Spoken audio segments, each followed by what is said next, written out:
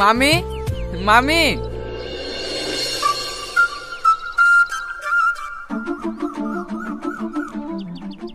রোহন, ভালো আছো মধু?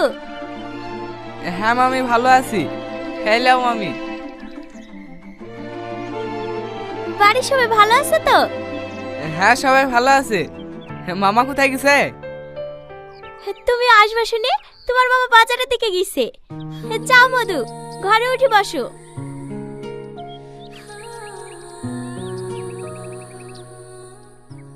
কি রে, তুই তো অনেক বড় হয়ে গেছিস।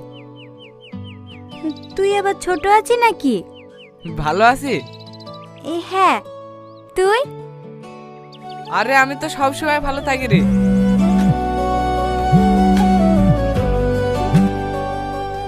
হ্যাঁ বলো।